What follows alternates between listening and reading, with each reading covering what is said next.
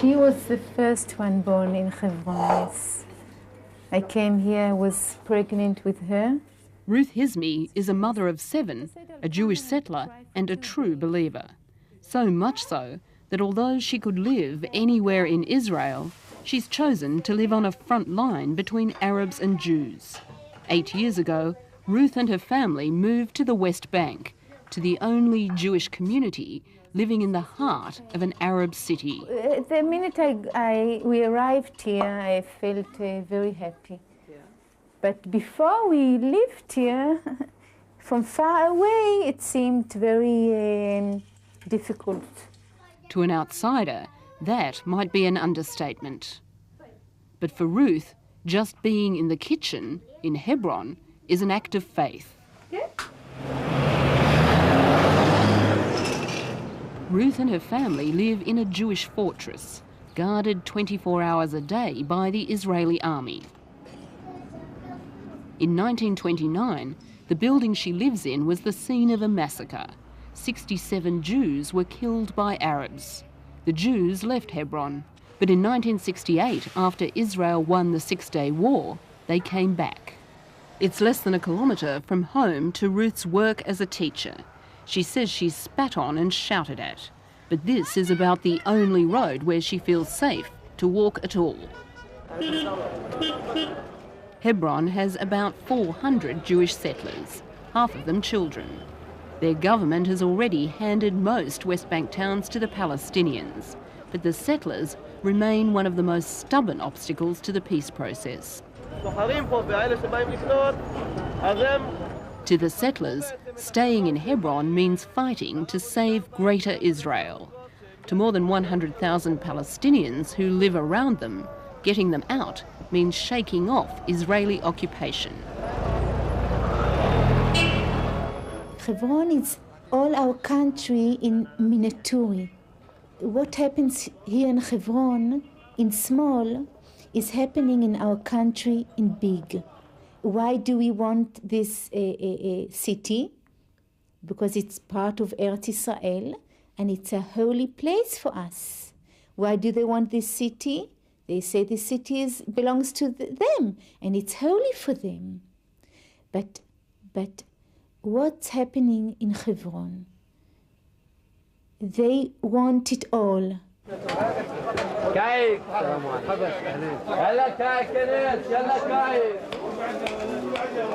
In the centre of town, Hebron's market is out of bounds to settlers. The armies decided it's too dangerous. But like everything else here, the market is part of an endless cycle of argument. The Arabs say it's theirs.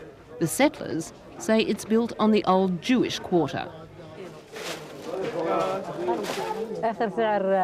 Like Ruth, Buran and Afifeh are teachers. They live and shop a few hundred metres from Ruth's home. Every day they too run a gauntlet. For them, it's armed soldiers and graffiti calling for death to the Arabs. They see it all as a simple equation. One side has to give in. There are more than 100,000 Arabs and only 400 settlers.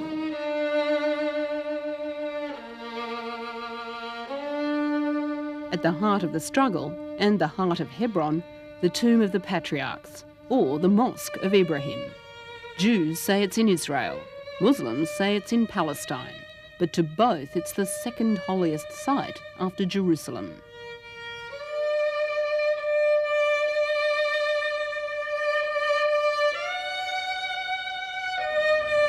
If you're looking for a crash course in historic hatred and religious intolerance, you don't have to look further than Hebron and the tomb of the patriarchs.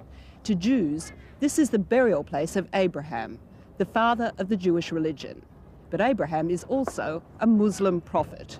For hundreds of years, that shared ancestry has fueled bitterness and bloodshed, a common bond between the two religions that's driven them further and further apart. 2 years ago, Hebron horrified the world. A Jewish settler, Baruch Goldstein, fired 119 bullets into praying Muslims in the tomb of the patriarchs. To some at the nearby settlement he came from, Goldstein was a hero. The massacre a fitting revenge for every Jew killed by an Arab. We think he didn't kill enough, but thanks God, what he killed, it's good. It's a good beginning.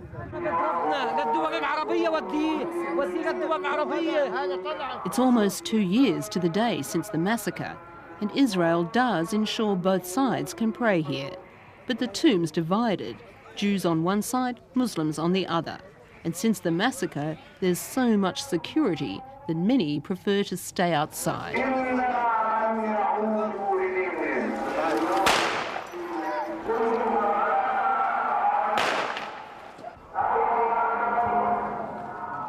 During prayers, you can feel the tension. Those who normally pray with their shoes off leave them on, as if they expect at any moment to run for their lives. And they're right. The slightest hint of trouble here sets off a panic.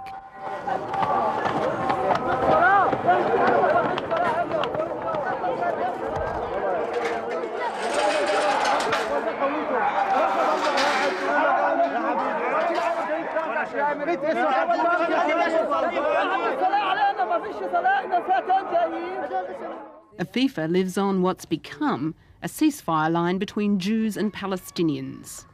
Through her wall is the Jewish playground. Where the roof of her house once was, there's a view of the Star of David. Ask Afifeh's father and he'll tell you that until the settlers started building next door, 8 families used to live here. Now there's only room for one. طبعاً وأولادي في الدار، أولادي في البيت وهدوا الجرافات على أولادي، هدول إجوا بالليل هدوا من هون فرسة خضار. The Israelis say it was an accident. The family says when they try to rebuild the walls, the settlers tear them down. Every day, it seems, across the trenches, the hostility continues. We live only in ancient Jewish houses. No house was taken from an Arab. If they told you lies, I'm sorry. You can check every stone here. Every house is an ancient Jewish house. In the settlers' state within a state, Noam Arnon is the foreign minister. He controls all access to the community. We will have to tell to the Arabs, okay, we returned. You tried to destroy us. You butchered the Jews here in 1929. Now we are back. Now you have to decide. If you want to live in peace with us, it's okay, we want to do it. If you want to fight, we'll fight back. And we'll fight back seriously.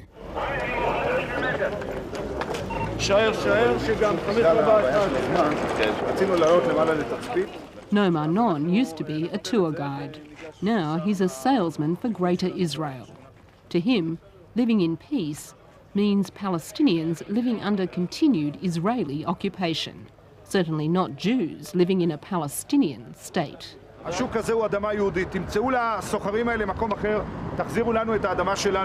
Since last year, when Israel's Prime Minister was murdered by a Jewish extremist, the settlers have been forced to lower their profile. A tour of Hebron for right-wing politicians has lured only a few. With elections in the air, even the right wing is wary of getting too close to the settlers. לאורך הציר הזה בחודשיים האחרונים היו 5 פיגועים שברוך השם ניצלו בנס, אבל המציאות פה היא בהחלט בעייתית. זה הציר ובעיקר ילדים וזקנים. The settlers hope that a new right-wing government would freeze the peace process, not like the present government which has supported Palestinian self-rule and even Palestinian elections. These are elections which are somehow supposed to be a part of peace process. And what is in the center of all these candidates? The guns and the hand grenades.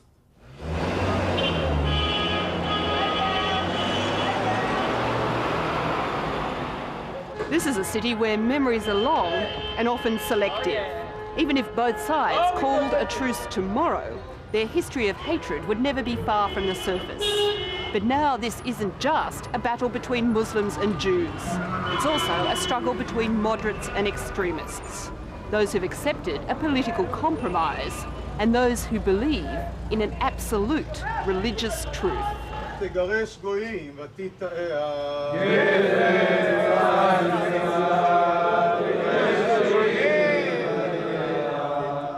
Today, in the middle of the market, it's the settlers' turn.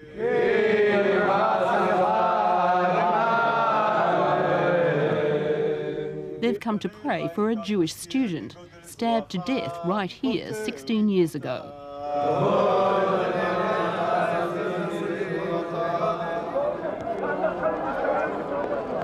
Because of the prayers, the armies shut down the market and locked out the Arabs.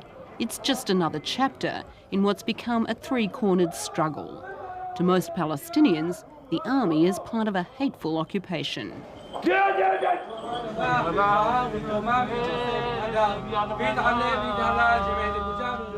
To most settlers, the army can't be trusted because the government's ordered it to stay out of trouble.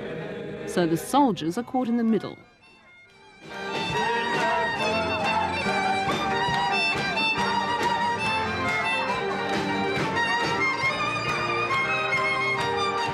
Inside their enclave, Hebron settlers are celebrating Tree Planting Day.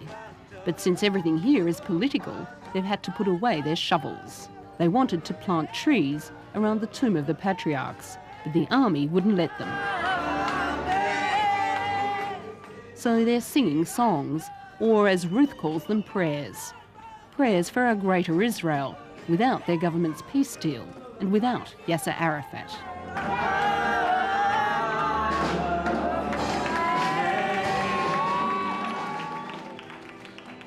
Arafat says clearly, we're starting with Gaza, with Jericho, and our aim is Jerusalem. So can't you hear what he's saying? Or don't you want to hear? I want peace. I don't want peace. I want peace more than anything.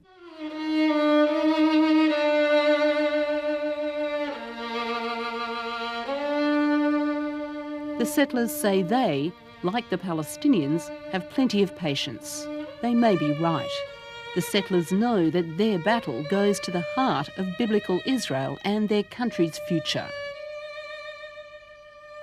They know too that a majority of Israelis support them. And 2.5 years after the Oslo Accord, their leaders, who made peace, haven't been able to solve the problem of Hebron.